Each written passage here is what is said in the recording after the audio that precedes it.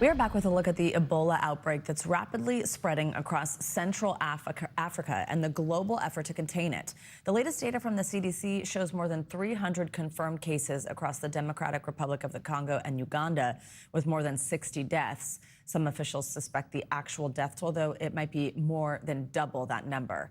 It comes as health workers on the ground are dealing with challenges from dwindling supplies and the lack of any available vaccine to prevent the spread of this rare strain. Well, now the outbreak has reached a militia-controlled region that is too dangerous for health workers to access. For more on this, I am joined now by Dr. Samantha Nutt. She's the founder of the humanitarian relief organization War Child USA in Canada and a board-certified public health specialist. Dr. Nutt, good morning. Thank you so much for being here. Good morning, Savannah. Thank you. Incredible work that you're doing, and I think you have an understanding that a lot of us don't of the region and of exactly what's going on the ground. You spend a lot of time in this region, so tell us just how tough this is. What is it like on the ground right now? What are your staff telling you? This is one of the most challenging areas of the world, especially because when you're talking about the Eastern Congo border, this is the epicenter of that conflict. So you have to deal with roving militia groups. Access to populations in need is very, very challenging. Frequent attacks on aid workers, on health facilities. In addition to that, it's a very migrant population. This is the heart of the mining industry within Eastern Congo.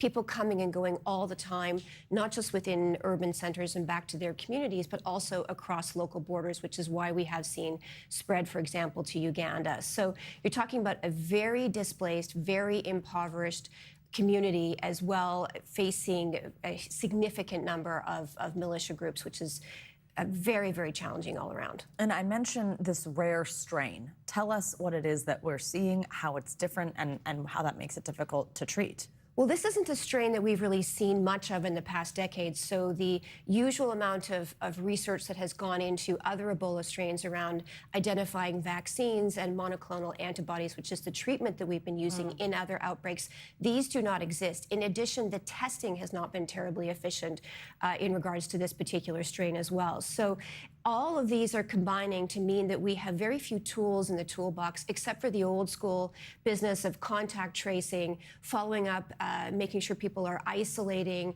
and following procedures and protocols. But this is all happening against a backdrop of very few resources, very limited capacity in a country where the health infrastructure is already under strain. And as you just referenced a moment ago, war-torn regions. How is it possible for healthcare workers like yourself, for volunteers, for people to even treat people at all, even reach them in areas like this? How do you work against that backdrop? I mean, to be honest with you, it's absolutely brutal. You're talking about having to deal with militia groups where most of those who are in them are between the ages of 14 and 18 years of age. They are heavily armed. You have attacks on aid convoys. You have looting of supplies. You have attacks on hospitals, on doctors, on all of those who are necessary to be able to provide continuity of care and support and identify those cases and make sure that we are containing this particular epidemic. So it is as I said, one of the most challenging places in the world. On top of that, we're looking at dramatic cuts to humanitarian spending.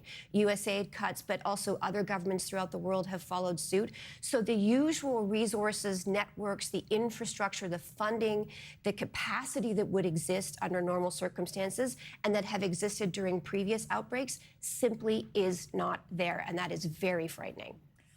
You talk about the spread within Africa. There's obviously a conversation and a concern going on. Does it spread beyond Africa? What do you say to that? That risk is very low. Ebola is not a very efficient virus in the sense that it requires pretty sustained contact. It's not a respiratory virus. You can't get it from sitting next to somebody on a plane. You have to have an exchange of bodily fluids. You have to have close contact. So in that sense, it's not like COVID, we don't have that same degree of worry, but it is something we need to follow, and we need to really be addressing it at its source. And the challenge is that at its source, we are seeing more cases, and we are seeing an underfunded response that deserves and needs urgent international attention. And let's talk about that, exactly what people could do to try to help. Somebody watching at home and knowing that the humanitarian response has been very difficult to deploy, what can someone do to help? The most important thing they can do is to actually invest in and donate to organizations that are involved in the region, not just in the Congo, but also in South Sudan and Uganda, other areas that have been affected. And in addition to this sort of acute phase and providing support to humanitarian organizations that are dealing with the front lines of this crisis, it's also important to remember there are a significant number of challenges facing this region stemming from ongoing poverty, violence, and instability, and addressing those over the long term, which is exactly the kind of work that War Child does throughout the world, reduces the vulnerability and reduces the overall global threat. We can't ignore conflicts and crises that are taking place, particularly in Africa. And especially, this is one of the worst conflicts that we have witnessed in the last couple of decades. More than 5 million people have lost their lives. It is not a coincidence that this is happening in the Eastern Democratic Republic of Congo. Those vulnerabilities are longstanding and entrenched, and we need to meaningfully address them over the long term. Dr. Samantha Nutt, thank you so much. Fascinating conversation, really good information, and also about how we can all help. Appreciate your